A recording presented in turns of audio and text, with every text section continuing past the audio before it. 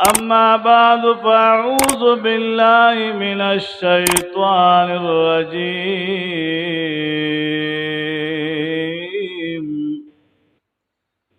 بسم الله الرحمن الرحيم. قال الله تعالى وتبارك في كلام المجيد والفرقان الحميد. قد أفلح من تزكى. صدق الله مولانا العظيم.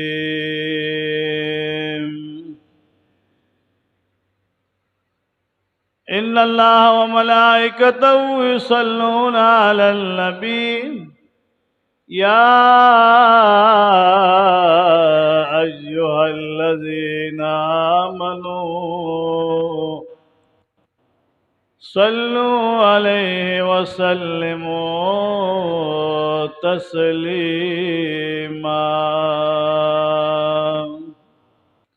اللهم صل على محمد وعلى آل محمد كما صليت على إبراهيم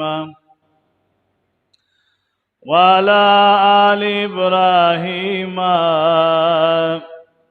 إنك حميد مجيد. اللهم بارك على محمد وعلى آل محمد كما باركت على إبراهيم وعلى آل إبراهيم إنك حميد مجيد. مولاي صل وسلم دائما أبدا على حبيبك خير الخلق كلهم.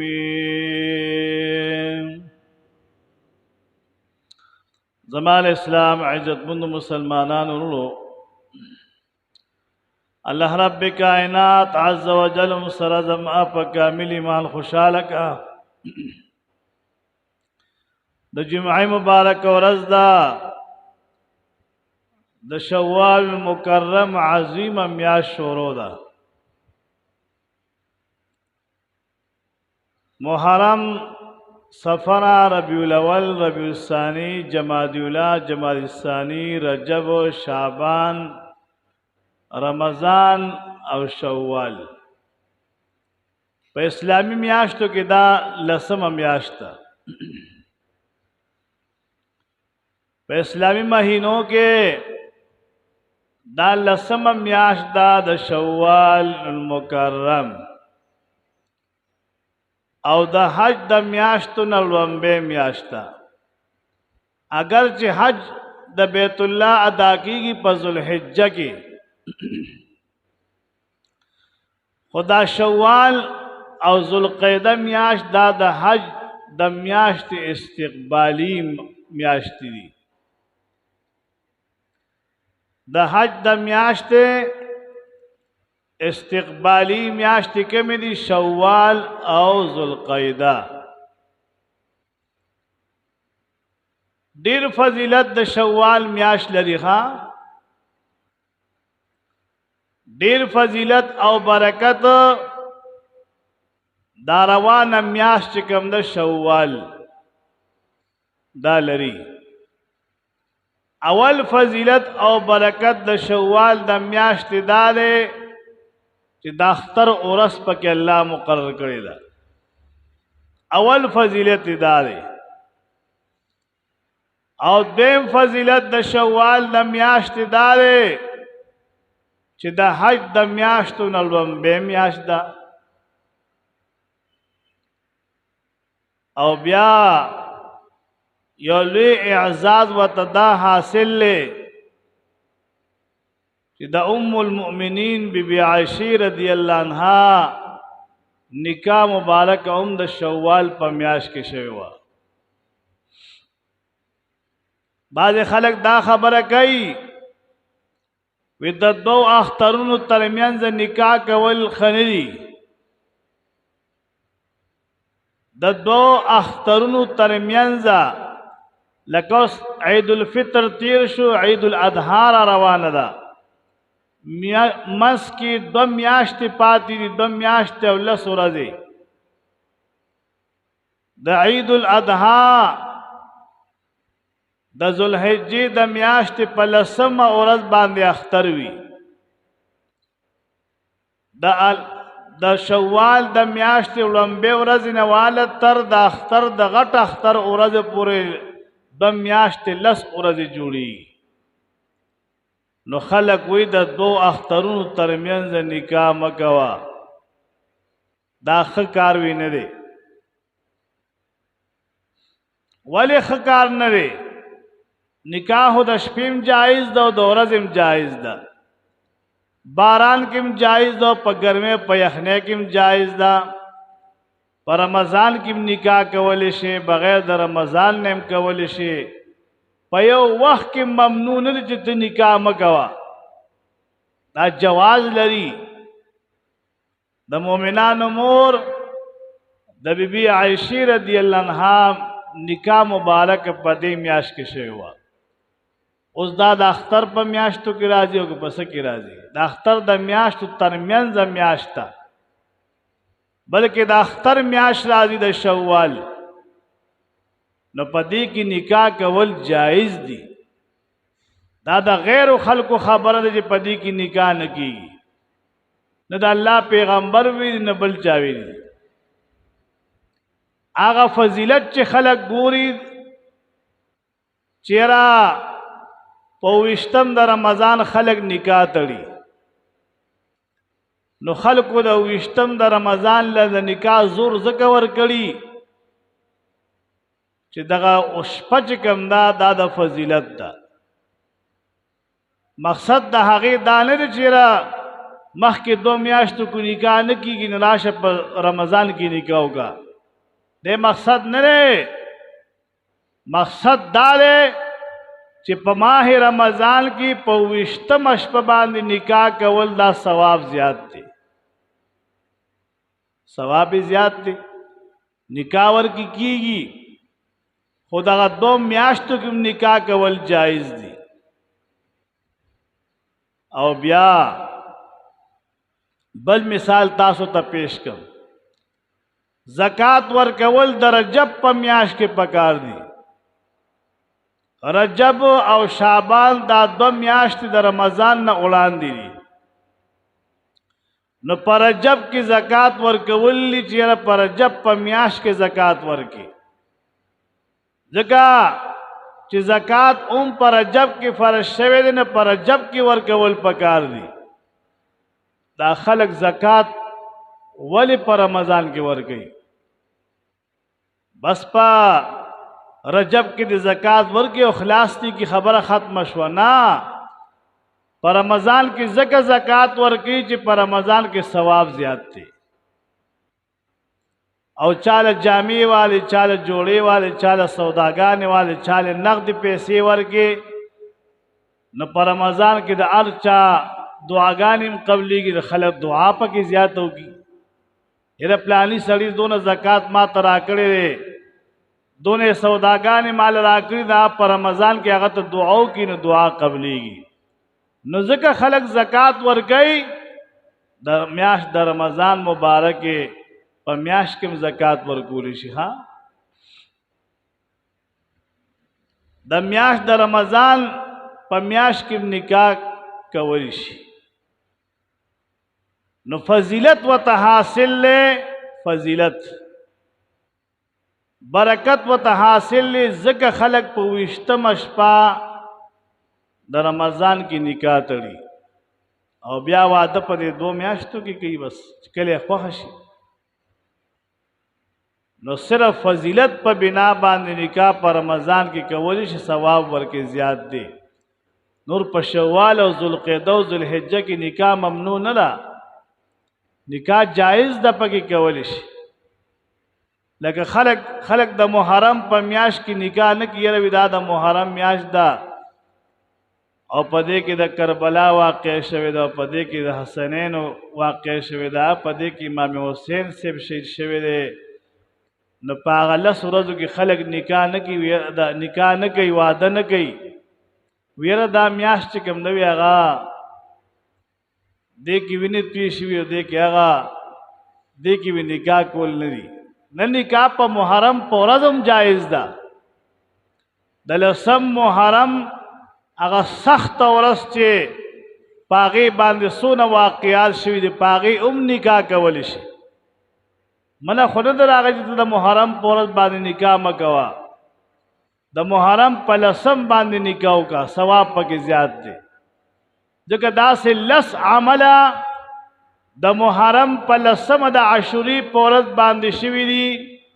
تاسو ته زه ووایم ځمکه اسمانونه چې الله برابر کړل تیار کړل هغه د محرم لسمه ورځ وه. دې ما سره تللی و، د محرم لسمه ورځ وه، د عاشورې مبارکې ورځ وه. د عاشورې مبارکې په ورځ باندې د عاشورې مبارکې په ورځ هم نکاح کولی شي. منه خو نه ده راغلې، نه قرآن کې منع شته نه په حدیثو کې شته، او نه چې ته د مذهب امام منع کړي تاسو نکاحګانې مه کوئ. په هغه ورځ هم نکاح کولی شي. خو خلک نن سبا چې نکاح تړي که نه نو ډېر درز غوبلې پکې کوي، د شریعت نه خلاف کارونه ورکې کوي په واده کې. چې شریعت نه خلاف کارونه په واده کې کوي نو بیا د محرم د میاشتې تعظیم پکار دی. د محرم د میاشتې د عاشورې د ورځې احترام او قدر پکار دی. نو چې ته په نکاح کې هم ډمبازې کې او دا بیم باجر او دا دغه د وی دا د جینۍ کور غواړي چې خامخا دا بین مین دې روړي. د جینۍ کور تا په ګناه کې اخته کوي او ته په دې نه پوهېږې. نکاح وی سنت عمل، نکاح کول سنت دی. او په نکاح په دوران کې ته دومره گمراهیو کی چې په نکاح کې فرق پیدا کی. لکه نکاح کول سنت دی کنه، او یو سړی په سنتو باندې ولاړ او ته خوا کې ډول غږوا. نکاح په دوران کې ډول سنگار منع دی او د سنت ادا کیږي. د سنت په وخت کې چې کوم دی ته ډول سنگار ډبوا ملک په مخواله. نو خلک وی لکه دی خوا سړی سنتو ته ولاړ دی، موس ته ولاړ دی، اخوا ته ډمبازې کې ته مسلمان ځان ته وې. نه هغه وخت کې خو سړی کافر کې، او چې کوم وخت کې نکاح کېږي نکاح سنت عمل دی. نو په هغه وخت کې ډمبازې غږې هغې ته خلک وی یاره دا خوشحالي ده، خوشحالي کله کله راځي او دا خوشحالي بیا په غم بدل شي. خو خلک په دې نه پوهېږي چې یاره د نکاح په وخت کې ډمبازي کول دا منع دي. په سنت طریقه سره نکاح کوه، هر وخت به خوشحالي وي، هر وخت به خوشحالي تا ته ملاویږي. خو په سنت طریقه چې کله وادو شي.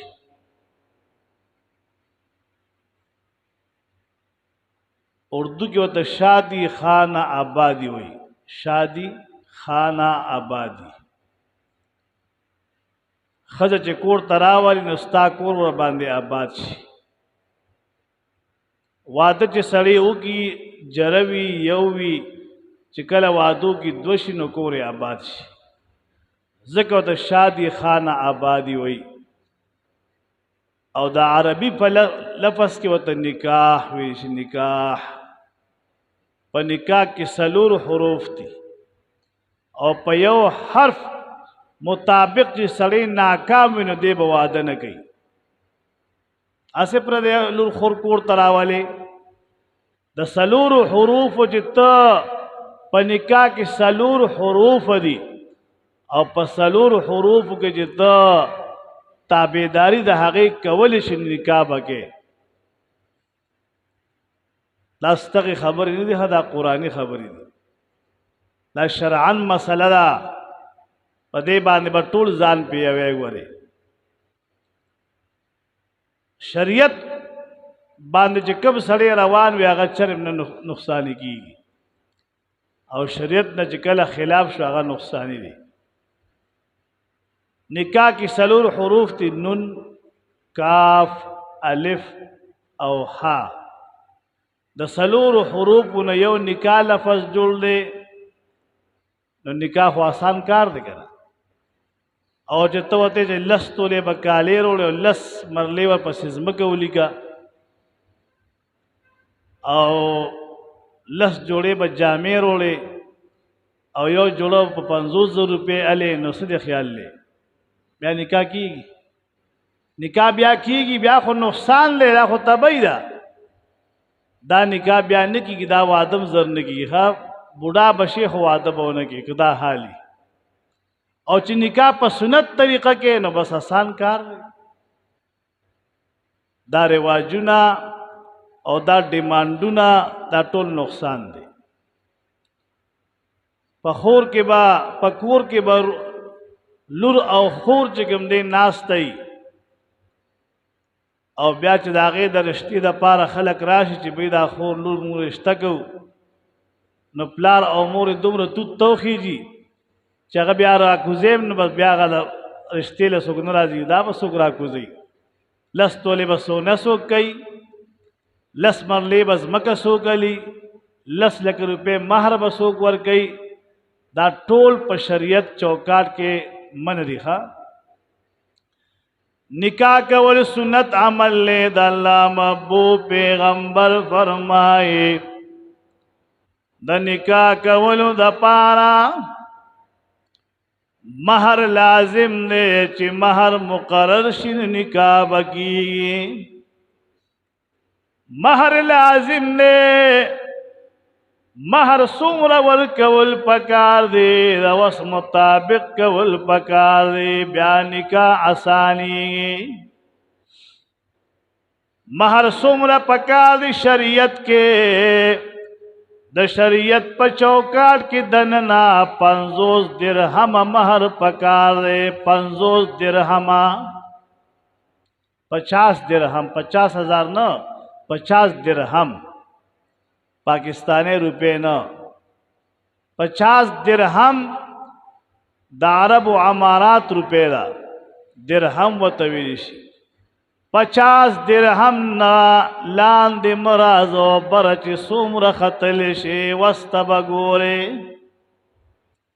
50 درہم نا چی برس سومرت لیشی زان تا گورا خلاند بنرازی سونا پاکستانی جوڑی گی 50 درہم نا تقریباً 2400 روپے جوڑی گی پاکستانے 100 روپے جوڑی گی 2400 روجہ ہم نیولے دا کہنا انخو روجہ نہ دا خبری کہوے ہاں 2400 روپے دا شوال کی خیر دے گا ثواب زیاد دے دا شوال روجوں کے ثواب زیاد دے ہاں خلق دا اختر پا دوے موردو شروع کولیش شپږ روزې ډېر ثواب لري الله دې موږ توفیق راکړي ډېر اجر ثواب لري لکه یو کال چې دې روزې ساتلی یو کال او بلکې قبول شوی روزو ثواب په ملاويږي قبول شوی روزې شپږ روزې د شوال